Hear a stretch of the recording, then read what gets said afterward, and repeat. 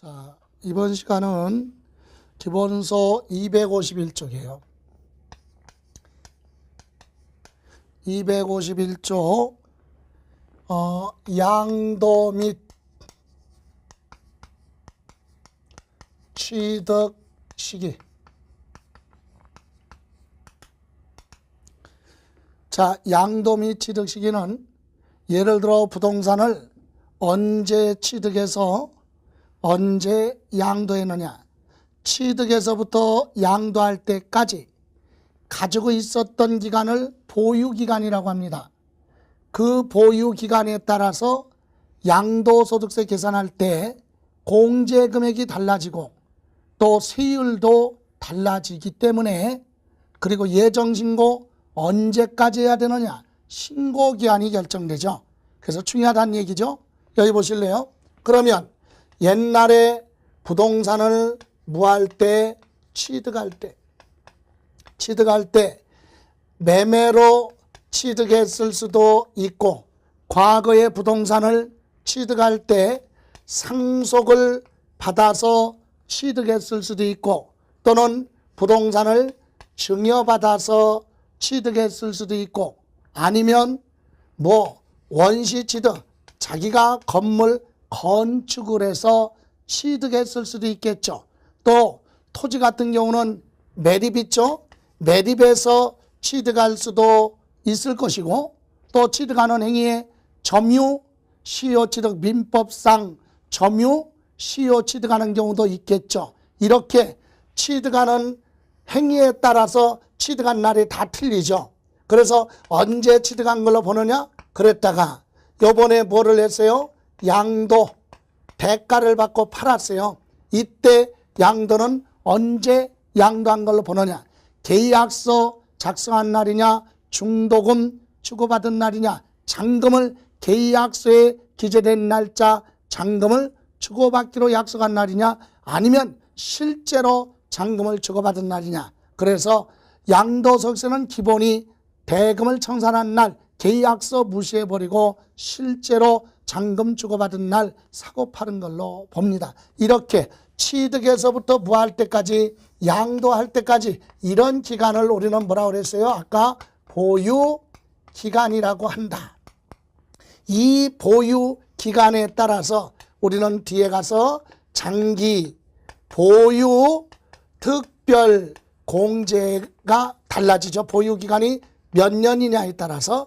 그리고 뒤에 가서 양도소득세 과세표준의 세율을 몇 프로 곱해야 되느냐, 세율도 달라지고, 또 세 번째, 예를 들어서 세율 곱해서 나온 세금을 언제까지 예정 신고해야 되느냐, 예정 신고 기한, 이런 것이. 그리고 양도소득세 1세대 1주택 비과세 적용할 때 2년 보유를 하고 팔아라 그러는데 이때 보유기간이 나오죠. 이런 것 등이 관련이 있기 때문에 양도소득세에서 양도 및 취득시기, 취득한 사람은 언제 취득한 걸로 보고 날짜 계산할 것이냐, 팔은 사람은 언제 팔은 걸로 보고 거기까지 계산할 것이냐. 여러분 여기서 자꾸 혼동되는 부분이,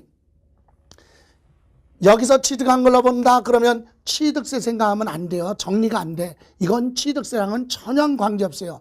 오늘 취득했다? 그럼 오늘부터 취득세. 그게 아니라 오늘부터 날짜 계산을 오늘부터 시작해서 나중에 몇 년 후에 뭐 할 때까지, 팔을 때까지 계산을 할 때, 계산, 보유기간 계산할 때 오늘부터 계산을 하라 이거지. 오늘 취득했다고 그래서 취득세 생각하지 말아라. 취득세는 지방세법에 취득세 따로 있잖아요. 그죠? 예, 그래서 여기는 언제 취득했느냐? 그날부터 날짜 계산. 취득한 사람은 취득한 날부터 날짜 계산 시작하는 거고, 팔은 사람은 팔은 날까지만 날짜 계산을 하라. 이렇게 시작하는 시점과 끝나는 시점을 정해놓은 걸 우리는 양도 및 취득 시기라고 하는데, 하나씩 보죠. 첫 번째, 일반 매매예요. 일반 매매. 여러분, 일반 매매는 언제 사고 파는 걸로 보느냐? 원칙이요. 원칙이 대금 청산이래요. 대금 청산일. 여기서 대금을 청산했다는 얘기는 잔금을 주고받은 날이에요. 잔금을 준 사람은 그날 취득한 걸로 보고 거기서부터 날짜 계산에 들어가라 이거고, 파는 사람은 잔금 받았으니까 그날까지만 옛날부터 계산해서 오늘 잔금 받았으면 오늘까지만 날짜를 계산하라. 이렇게 시작하는 날과 끝나는 시점을 우리는 양도미 취득시기. 그래서 대금을 청산한 날 하면 실제로 잔금을 주고받은 날인데, 이건 반드시 뭐가 됐을 때 입증이 되는 경우일 때만 해당됩니다. 입증됐다는 얘기는 무슨 말이에요? 잔금을 주고받았다는 사실이 입증이 되려면 대표적으로 금융거래에 써야 된다 이 얘기예요. 금융거래, 무통장 입금을 하거나 계좌이체, 카드결제 이렇게 금융거래를 했을 때 인정해 주는 겁니다. 그러면 잔금을 주고받을 때 현금을 직접 찾아다가 주고받은 건 우리는 인정해 줄 수 없다. 확인할 길이 없기 때문에. 그래서 대금 청산한 날 좀 이따 설명드릴 거예요. 그런데 예외로 등기부에 기재된 등기 접수일로 가는 경우가 있다 이 얘기요. 우리 부동산이니까 등기 접수일.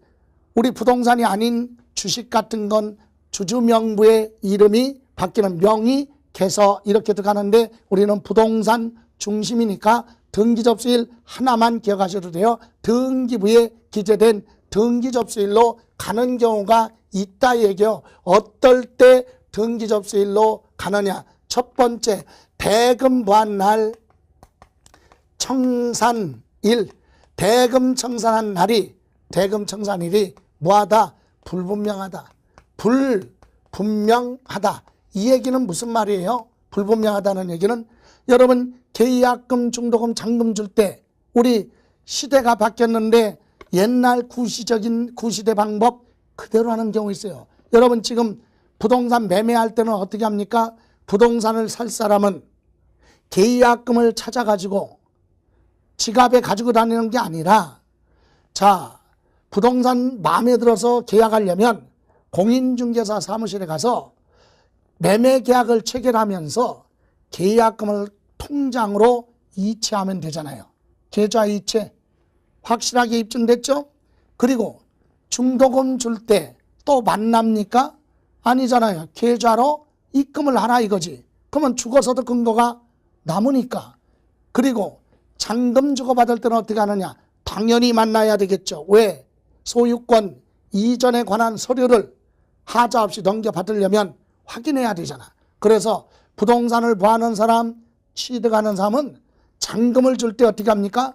은행 가서 돈을 찾아가지고 수표로 바꿔서 가져오는 게 아니라 주거래 은행에 가서, 요즘은 대금액이 큰 건 뭐 이체할 때 금융사고가 많이 발생하니까 미리 사전에 가서 승인받아야죠. 내가 오늘 내일 부동산 매매하면서 잔금을 주기로 했어. 잔금을 한꺼번에 이체를 하려고 하니까 이체 한도를 승인해달라 이렇게 얘기해 놓고 어디 가요? 공인중개사 사무실에 모여서 서류가 하자 없는지 다 소유권 이전에 관한 서류를 다 넘겨받고 그 자리에서 계좌 이체를 하고 이렇게 해서 대금 결제를 끝내는 거예요. 그러면 잔금 주고받은 날이 금융거래 등에 의해서 입증이 되니까 당연히 대금 청산한 날, 주고받은 날이 명백하게 확인됩니다. 그런데 일각에서는 은행 가서 수표로 바꿔가지고 잔금을 가지고 공인중개사 사무실에 와서 공인중개사 입회하에 수표를 건네주고 이사하고 넘겨주고 서류를 넘겨받는 행위는 법에서는 인정하지 않는다. 어떤 분은 왜 인정하지 않습니까? 그러니까 입증할 수 없으니까. 그랬더니 아니 그 수표를 발행한 거 추적하면은 은행에서 발행한 거 다 아는데요. 수표를 주거나 현금을 주거나 어음주는 자체를 불분명한 사유로 보기 때문에 인정을 하지 않고 뭘로 가느냐? 등기 접수일로 가는 거예요. 그래서 우리는 반드시 금융거래를 하라 이 얘기입니다. 그래서 저는 이거 할 때마다 강조하는 게 있어요. 수업하면서 오프라인이 됐든 온라인이 됐든 수업할 때 생활화하라. 뭘 생활화하느냐? 대금을 돈을 지출할 때는 반드시 무슨 거래? 금융거래를 해라. 무통장입금, 계좌이체, 신용카드 결제를 하라. 그래서 근거를 남겨라 이거지. 그리고 예를 들어 빌려준 돈 받을 때는 뭘로 하라? 현금 받으라 이게 현금. 어디서? CCTV 없는 데 가서 현금 받았다고 그래요. 현금 받아. 그리고 뭐라 그래? 안 받았다고 주장을 하면 누가 입증해야 됩니까? 갚았다는 사람이 입증해야 돼. 입증 못하면 2번 갚아야 돼. 그죠? 그러니까 항상 지출할 때는 근거 남기기 위해서 금융거래, 그리고 빌려준 돈 받을 때는 현금으로 받아라 이거지. 이게 생활화가 되라 이 얘기예요. 그래서 여기 등기접수일로 가는 경우는 대금 청산한 날이 불분명하다. 얘기는 돈을 직접 건네주고 받는 건 불분명한 사유에 들어간다 이 얘기예요. 그리고 또 하나는 대금 뭐하기 전에, 대금 청산 전에, 청산하기 전에 먼저 뭐를 했다고요? 등기, 소유권 이전 등기를 먼저 했다면 등기부에 기재된 등기접수일로 간다. 이것이 기본 대원칙입니다. 확인해 보죠. 여러분 251쪽 맨 밑에 이 양가로 1번 일반 매매 원칙 대금 청산일. 1번 자산의 양도 차익을 계산함에 있어 양도 또는 취득 시기는 원칙적으로 당해 자산의 대금을 보한 날, 청산한 날로 한다. 여기서 대금 청산한 날 하면 주고받은 것이 명백하게 금융거래 등으로 입증되는 경우에 해당합니다. 그런데 2번 이 경우 대금에는 해당 자산 양도에 대한 양도소득세 및 양도소득세 추가로 붙는 부가세를 양수자가 부담하기로 약정한 경우는 해당 양도소득세 및 양도소득세 부가세액은 뭐한다? 제외. 이게 무슨 말이냐? 여러분이 부동산을 저한테 10억 주고 뭐 했어요? 샀어요. 그럼 여러분은 나한테 10억을 주죠. 나는 팔았으니까 10억에 팔았지만 양도소득세 계산해야 되는데, 양도소득세는 양도자가 돼야 되는데 특약에 의해서 양수자인 취득하는 사람 여러분이 양도소득세를 부담하는 조건으로 특약을 했다면 여러분은 나한테 매매대금 10억과 별도로 세금 부분도 줘야 되는데, 이때 대금을 청산한 날 하면 세금 부분은 별도로 계산하고 매매대금만 주고받은 날을 대금 청산일로 한다 얘기요.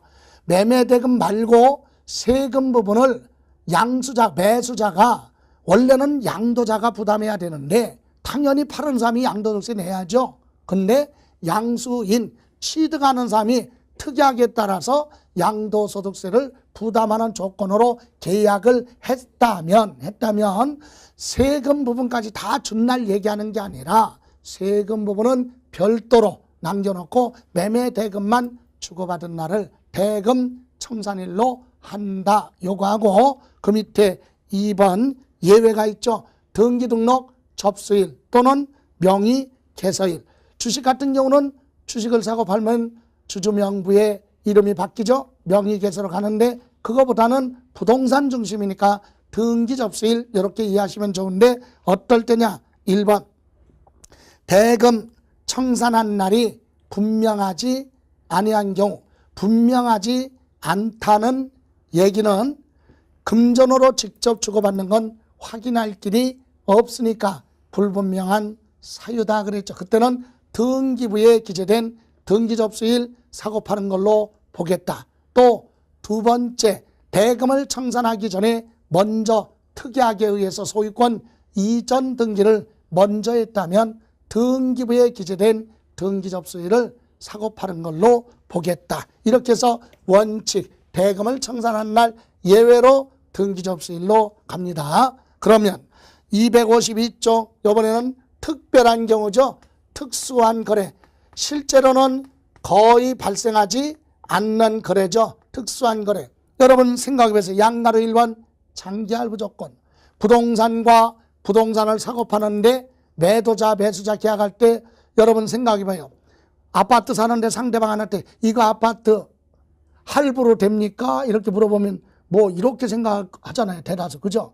그러니까 실무에서는 발생하지 않지만 법률 규정에는 명시되어 있다. 그래서 부동산을 사고 팔 때 장기 할부 조건으로 거래 계약을 하는 경우는 언제 사고 파는 걸로 볼 거냐 이거예요. 그래서 이런 경우는 아니 대금 결제를 장기 할부 조건으로 했는데 대금 결제 다 끝난 다음에 소유권 이전 등기할 수도 있고 대금 결제 끝나지 안 했는데 등기를 먼저 해주는 경우도 있을 것이고 아니면 부동산 같은 경우는 대금 결제가 안 끝난 상태에서 먼저 사용해라 그럴 수도 있고 건네줄 수도 있죠. 그래서 장기 할부 조건은 셋 중에서 빠른 날이에요. 소유권 이전 등기일, 인도일, 사용, 수익일 중에서 빠른 날. 하나로 단정할 수 없죠. 사람마다 다 틀리니까 셋 중에서 빠른 날 사고 파는 걸로 보고 보유기간을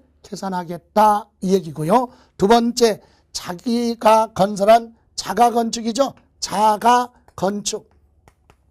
내가 건물을 새로 지었다. 10년 전에 내가 상가 건물을 건축해서 소유하고 있다가 요번에 팔았다. 그럼 오늘 팔았다. 그럼 옛날 언제 취득한 걸로 보고 보유기간 계산할 것이냐. 10년이면 10년 전에 건물 지었으니까 사용 승인서, 사용해도 좋다는 사용 승인서 교부일 있죠. 이때 취득한 걸로 보고 그때서부터 오늘까지 날짜 계산하겠다 이겁니다. 그런데 이때 자기가 건물을 지었지만 허가를 받지 않은 무허가 건물이 있죠. 이런 경우 무허가 건축물에 대해서는 사용 승인서가 없잖아요. 그래서 이때는 사실상 뭘로 가느냐? 사용일로 가겠다. 사실상 사용일.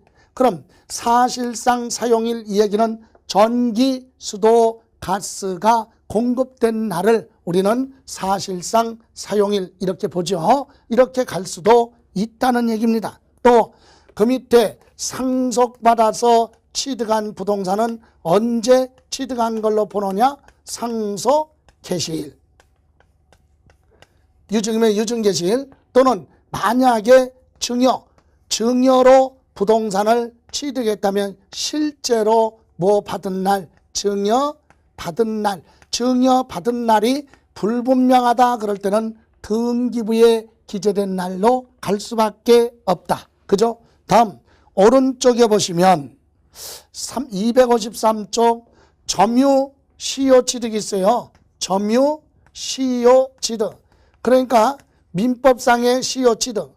타인의 부동산이지만 내 건 줄 알고 나는 점유 의사를 표시했고 평온하게 분쟁 없이 20년 이상 동사는 10년 이상 점유해서 얻어지는 취득이 점유 시효 취득이죠. 그래서 20년 이상 점유했다고 해서 취득한 게 아니라 20년 점유를 했지만 우리 부동산은 공시방법을 거쳐야죠. 등기를 해야만 취득입니다. 그래야 재산권 보호받죠. 자, 그런데 우리 점유시효 취득한 부동산을 오늘 팔았다고 하면 언제 취득한 걸로 보느냐? 20년 전에 점유를 보한 날, 개시한 날, 점유, 개시, 점유를 시작한 날, 그때 이미 취득한 걸로 보고 보유기간을 계산하겠다? 그 얘기는 여러분 점유시효 취득한 토지를 오늘 양도했다는 얘기는 20년 전에 취득한 걸로 보는 거죠. 그러니까 20년 이상 보유하고 있다가 파는 걸로 본다 이 뜻이에요. 그래서 점유를 보한 날, 개시한 날 취득한 걸로 보겠다. 다음 5번에 보시면 5번 법률에 따라 뭐가 돼요? 수용이 됩니다.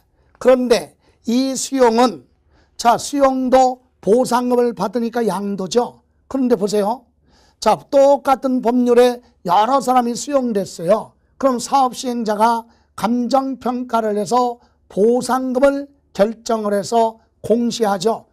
예? 언제부터 언제까지 보상금을 수령해 가라 그러는데 그 많은 사람 중에 일부에 대해서는 보상금을 수령해 갔다면 그 사람들은 잔금 주고받았으니까 대금 청산한 날 양도한 걸로 보고 양도소득세가 부과될 것이고 그죠? 또 이쪽 분들은 보상금이 적다고 안 받아서 수령을 거부를 하게 되면 자동적으로 수용 재결 절차로 가서 감정평가 다시 해서 보상금 다시 제시하죠. 그러려면 물론 3, 4개월 소요가 되겠지만 늦게 되겠죠. 이렇게 해서 제시를 했는데 이때도 만약에 거부한다면 그때는 보상금을 법원에 공탁을 하고 수용 개시일로 갈 수도 있다.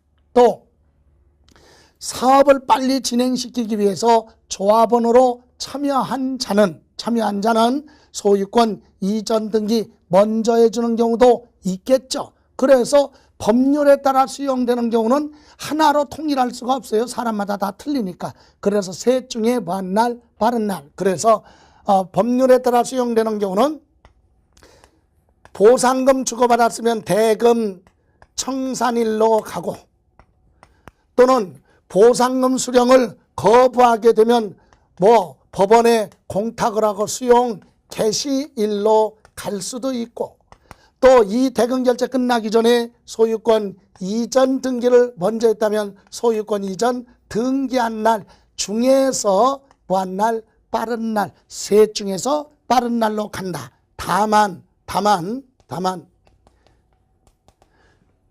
보상금을 공탁을 하는데 소유권 소송으로 갑니다. 소유권 소송으로 가면 민사소송이니까 시간이 많이 소요되죠. 2, 3년 걸릴 거 아닙니까? 그래서 소유권 소송으로 가는 경우 시행자는 보상금을 법원에 공탁을 했을지라도 지금 법률은 세금을 부과할 수 없다. 그래서 소송으로 인해서, 소유권 소송으로 인해서 공탁이 된 경우는 뭘로 가느냐? 소송 확정 판결.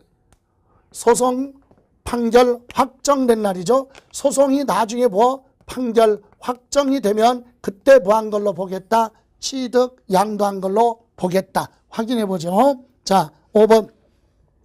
1번에 보시면 공익사업을 위한 토지 등 취득 및 보상에 관한 법률이나 그 밖에 법률에 따라 수용되는 경우는 셋 중에요. 대금을 청산한 날, 아니면 수용 개시일, 아니면 소유권 이전 등기일 중에서 보한 날, 빠른 날로 하겠다. 다만 2번 소유권 소송으로 수용 보상금이 공탁이 됐다면 그때는 소송 판결 확정된 날 양도한 걸로 봐야지, 보상금이 공탁됐다고 해서 바로 양도소득세 부과할 수는 없다, 이 얘기죠. 요거 다음 6번에 보시면 완성 또는 확정되지 않은 자산 취득해서 양도할 때 이게 무슨 말이냐? 대금을 청산했는데도 불구하고 목적물이 아파트 같은 경우 공사가 준공되지 않았는데 대금 결제는 이미 끝났다 하더라도 그건 취득으로 보지 않습니다. 대금을 청산했어도 목적물이 완성되지 않았다면 실제로 완성된 날, 확정된 날 취득한 걸로 보겠다. 요거 하고요. 또 하나 7번 같은 경우도 기억하셔야 돼요. 자, 이것은 환지 처분에 의해서 취득하는 건 환지 처분이죠. 이것은 환지 전 토지의 취득일, 취득한 날 취득 시기로 하겠다. 자, 여기 보세요. 환지받은 토지를 양도한다, 이 얘기는 자, 전답 농지를 취득했어요. 취득해서 농사를 짓고 있다. 이쯤에 예를 들어 택지개발 사업을 하게 된다. 그래서 누구한테? 사업 시행자한테. 토지 소유자는 뭘 주고? 전답을 주고. 그죠? 자, 공익사업을 하게 되면 두 가지죠. 하나는 수용 방식이 있고 하나는 환지 방식으로 갑니다. 수용 방식은 부동산을 파는 거죠. 보상금 받고 떠나고. 환지 방식은 자, 지금 토지 전답을 주고 사업이 끝난 다음에 뭘로? 대지로 새로운 토지로 부어받겠다, 환지 받겠다. 그래서 대지로 환지 받았어요. 이렇게 환지 받았다가 이 대지를 여기서 뭐합니까? 양도를 했다, 이거죠. 그러면 이 대지는 환지 받은 날 취득해서부터 양도한 걸로 보느냐 아니다 얘기요.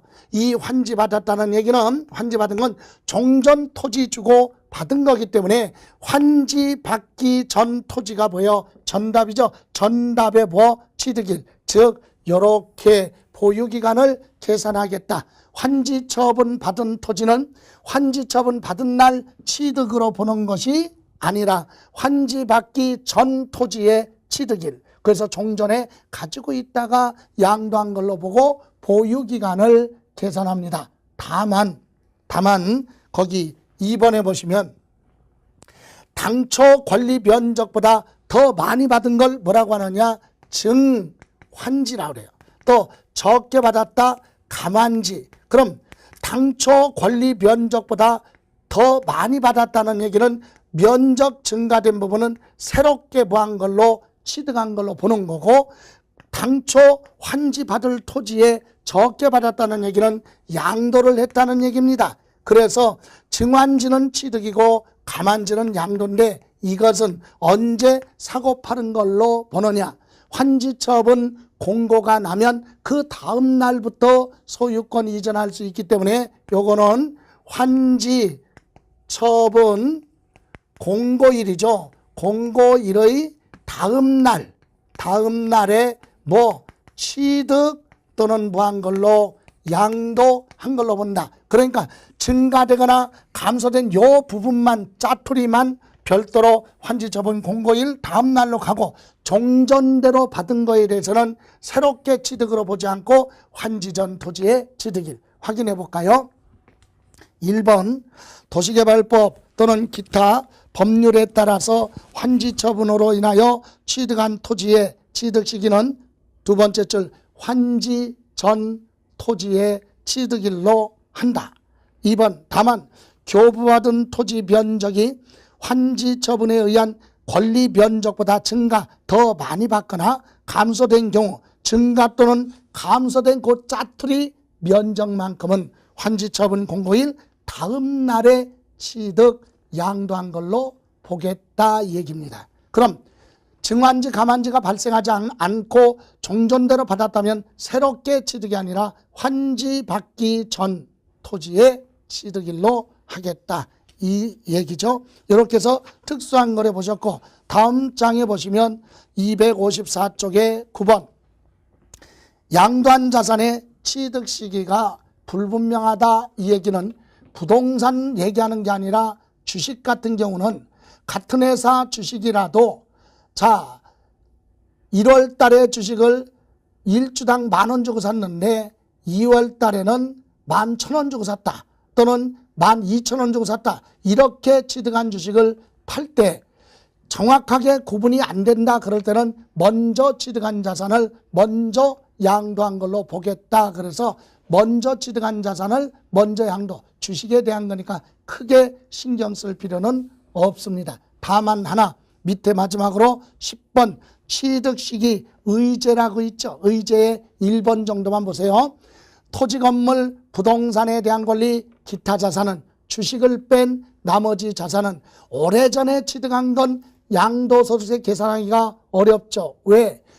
여러분 물건마다 국가가 정해놓은 기준 가격을 기준시가라고 하는데 이 기준시가가 85년도 1월 1일부터 도입이 됐다. 그러면 84년도까지는 기준시가라는 게 없었기 때문에 84년도까지 취득한 것은 가격을 모르니까 세금 계산할 수 없다. 그래서 84년 12월 말 이전에 취득한 건 85년 1월 1일 취득한 걸로 보고 보유기간 계산을 하고, 주식은 85년도까지 취득한 건 86년 1월 1일 취득한 걸로 본다라고 하는 취득시기 의제죠. 의제 취득시기. 그래서 1번 정도만.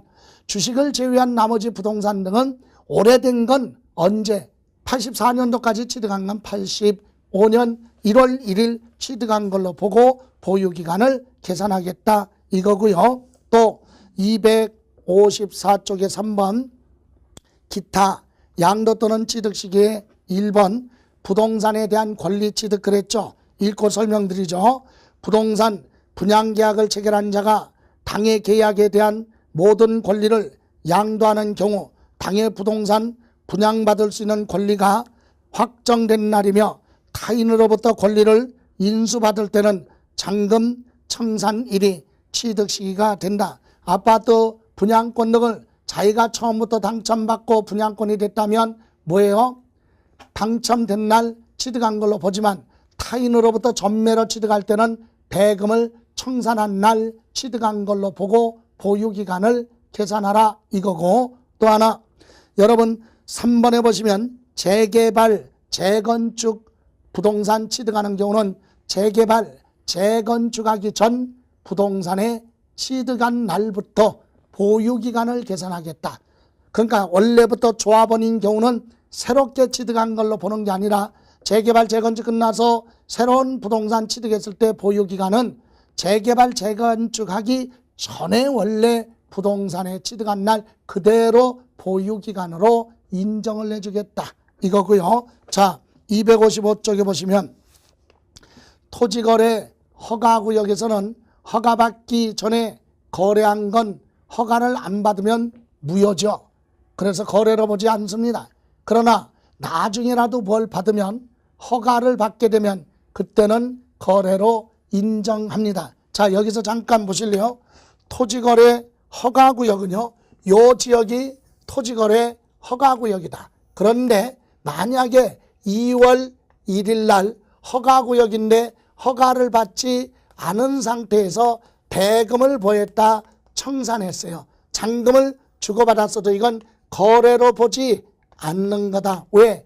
토지거래 허가구역은 허가를 받지 않은 상태에서 잔금을 주고받았어도 그건 무효죠. 거래로 보지 않습니다. 그래서 이걸 대금 청산하기 전에 허가를 받기 전에 대금을 청산했다면 이건 무효요.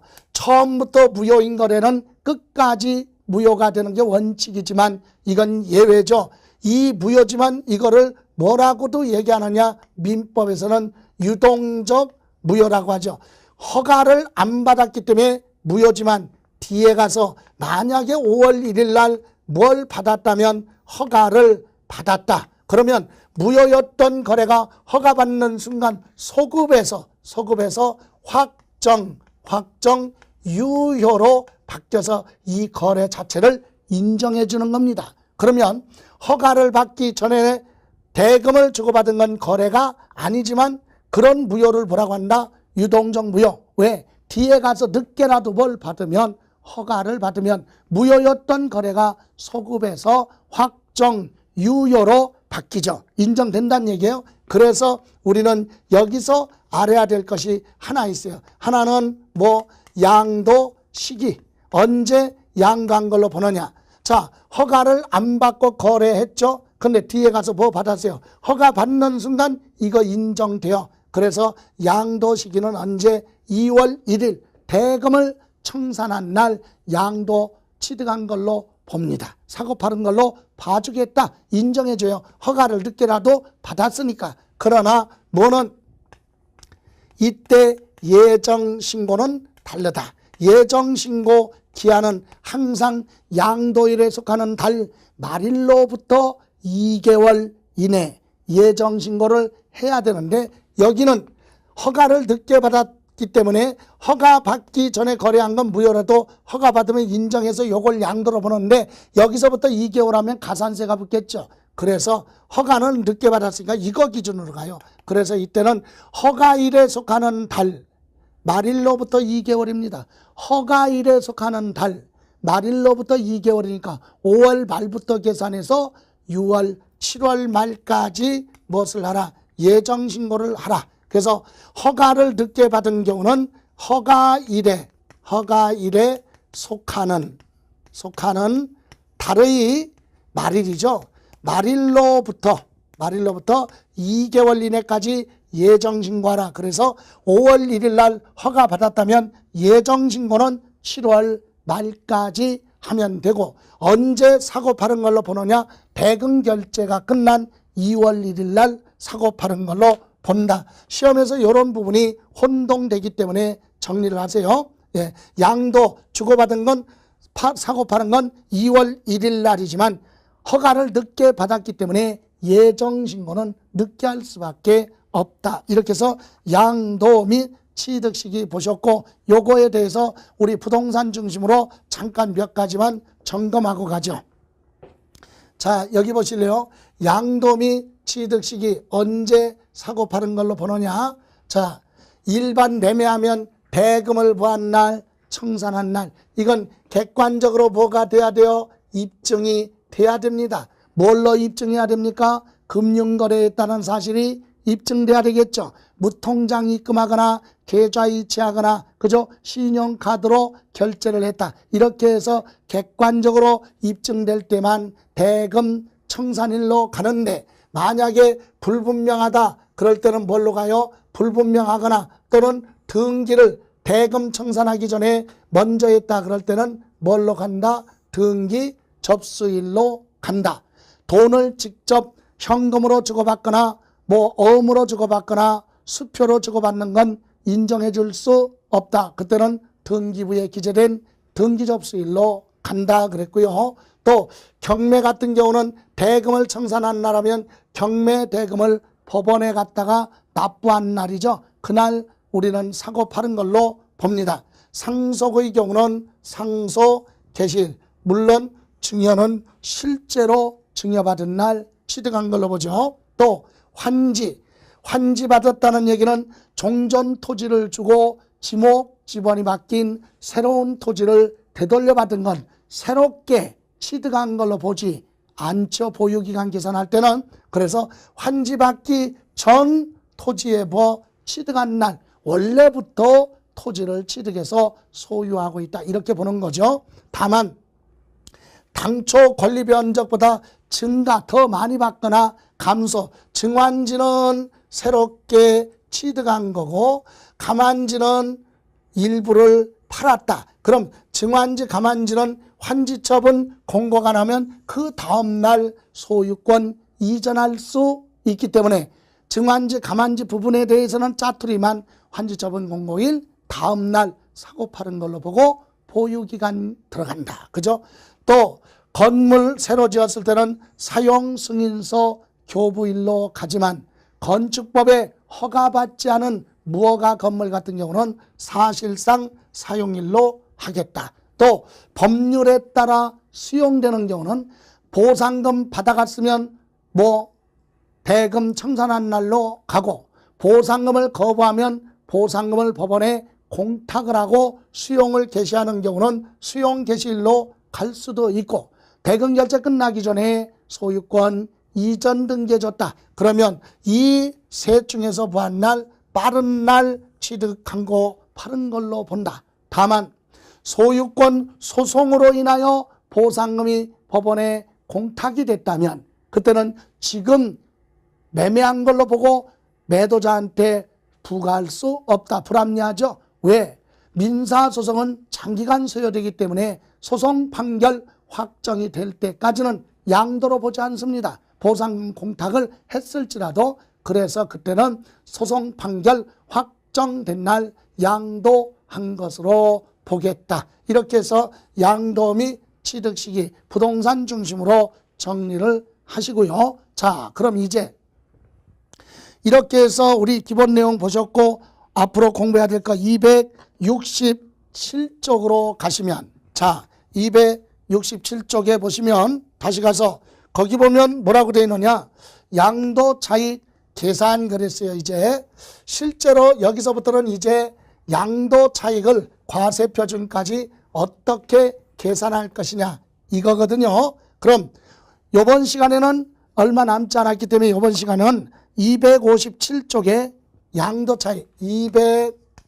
257쪽, 자, 양도 차익 계산입니다. 자, 양도 차익을 계산할 때는 양도 가액에서 또 무엇을, 자, 여기서 잠깐 보죠. 양도 차익을 계산할 때 제일 가격이 큰 것이 양도 가액하고 취득 가격인데 어떤 가격 가지고 양도 차익을 계산할 것이냐. 그래서 양도 차익을 계산할 때 원칙은 뭘로 하느냐, 실거래 가격이에요. 실거래 가격 가지고 양도 차익을 계산하는 게 원칙이다. 그런데 이 실거래 가격을 가지고 양도 차익을 계산하려면 실거래 가격을 입증할 수 있는 반드시 뭐가 증빙 자료가 있어야 됩니다. 대표적인 게 뭐죠? 매매 계약서 등이 있어야 된다. 비치하고 있어야 된다. 10년 전에 10억 주고 샀다? 그러면 그 계약서.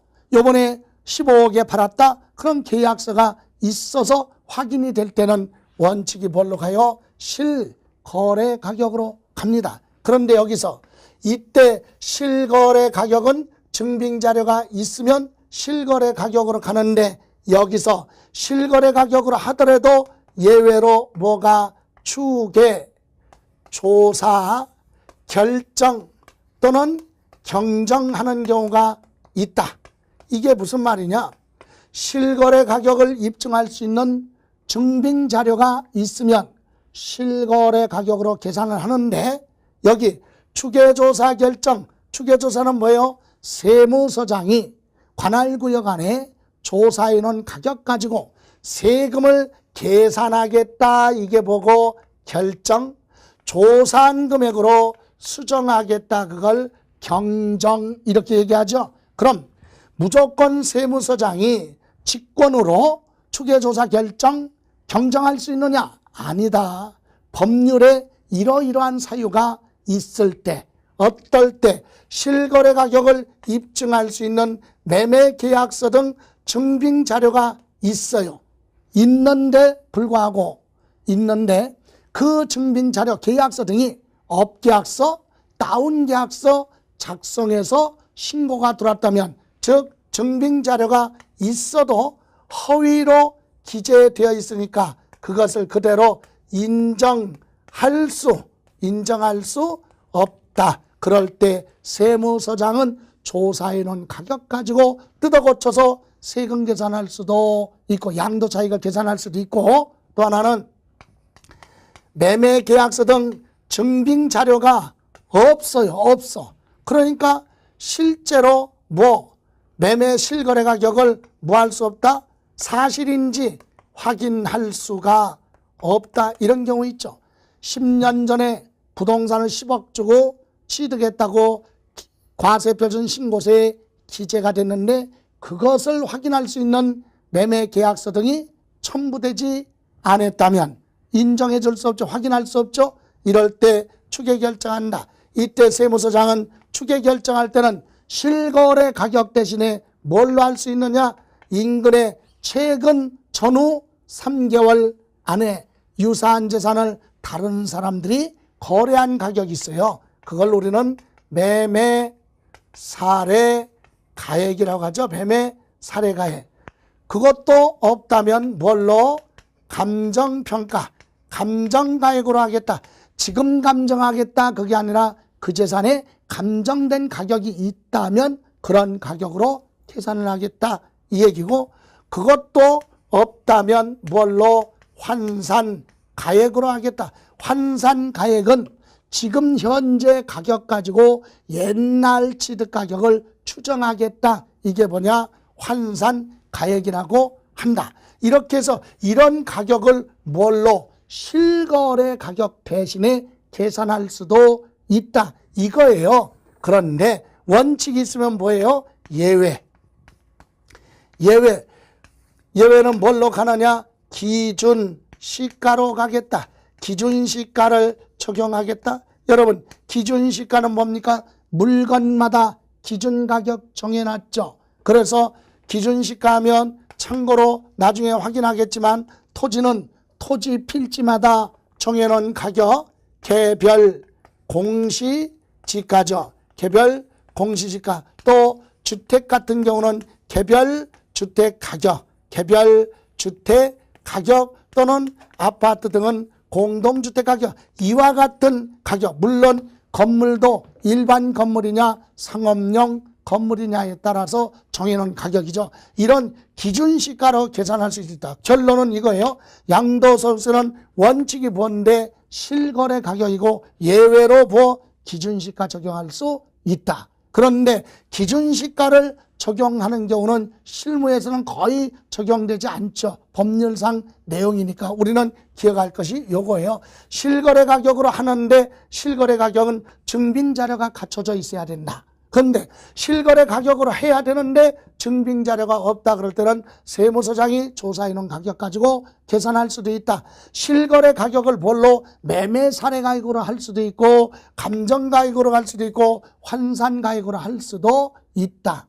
어떨 때 증빙자료가 있는데 허위로 기재됐으니까 인정할 수 없다. 또는 아예 증빙자료가 없어서 확인할 수가 없다 그럴 때는 이런 가격을 뭘로 실거래 가격 대신에 이걸로 적용을 하겠다 이거고, 여기 그 외에 이런 가격이 불합리하다 그럴 때는 뭘로 기준시가로 할 수밖에 없죠. 여기까지만 볼까요? 여러분 257쪽 보시면 1번 원칙 실거래 가격 적용을 했죠. 양도소득세가 과세되는 자산의 양도차익을 계산함에 있어 양도가액 또는 취득가액은 양도 또는 취득 당시 양도자와 양수자 간에 실제로 거래한 가격으로 한다. 이게 기본이에요. 근데 밑에 양가로 3번 보실래요? 추계, 조사, 결정, 경정. 1번 양도가액 또는 취득가액을 실거래 가격으로 하는 경우로서 대통령령으로 정하는 사유로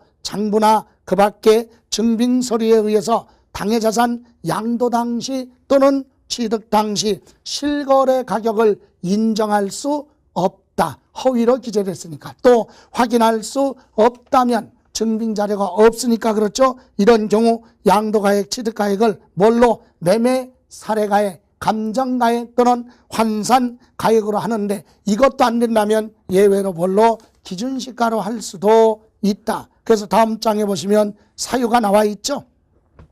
258조 매누의 기억, 양도 또는 취득 당시 실거래 가격을 확인하기 위해서 필요한 매매 계약서 영수증 기타 증빙 서류가 없거나 중요한 부분이 미비됐다. 이 얘기는 뭡니까? 그래서 증빙자료 등이 미비하기 때문에 없으니까 확인할 길이 없다. 그럴 때 추계조사 결정하겠다 이 얘기고, 니은의 사유는 매매계약서 영수증 기타 증빙서류 내용이 매매 사례가액이나 감정평가에 관한 법률에 따라 평가한 것에 비춰볼 때 거짓말로 허위로 기재된 것이 명백하다. 그래서 인정해 줄 수 없다. 그럴 때 추계 결정하겠다 이 얘기입니다. 이렇게 해서 맨 밑에 4번에 보시면 양도차익 산정 방법은 결과적으로 두 가지다.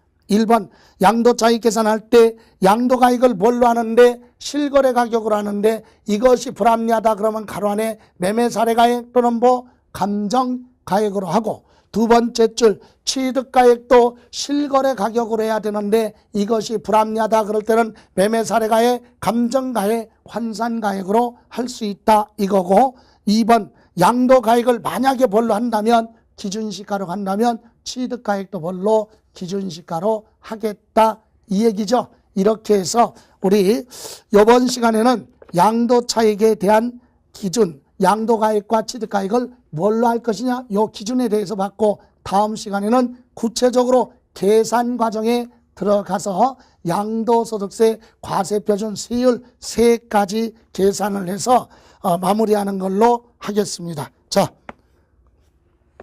날씨가 많이 춥습니다. 그러니까 지금 같은 경우는 너무 건강에 대해서 너무 지금부터 집중하게 그러면 끝까지 전력 질주할 수 없으니까 건강을 좀 생각하면서 체력 안배를 해서 지금은 무리하게 할 필요는 없다. 그러나 마음에 좀 여유를 가지고 이렇게 쭉 정리해 보시면 자꾸 이해를 해서 이해도 하고 암기할 수 있고 그렇지는 않아요. 무슨 뜻인지 설명 들었을 때 그게 뜻을 알고 그리고 나서 기본서를 읽어보셔야 된다. 우리는 대다수 점수가 안 나는 이유가 뭐냐? 설명을 들으면 이해는 가요. 근데 설명한 단어로 나오는 게 아니라 시험에서는 법률 용어로 물어보니까 그 내용을 이해 갔으면 그 부분에 대한 기본서를 반드시 읽어보고 이게 그런 뜻이었구나 이렇게 이해가 됐다면 그 다음부터는 반복해서 읽어보시면 생각난다는 얘기죠. 그런데 이해가 됐으면 그걸로 확인 안 하고 그걸로 끝나버리면 나중에 오랫동안 기억할 수 없어요. 무슨 뜻인지는 알고 있어도 그걸 법률적으로 기본서를 좀 보고 기초적으로 내용을 알고 있어야 된다. 그죠? 예. 이번 시간은 여기까지 정리하고 다음 시간에 뵙겠습니다. 자, 건강한 모습으로 다음 시간에 뵙겠습니다. 수고하셨습니다.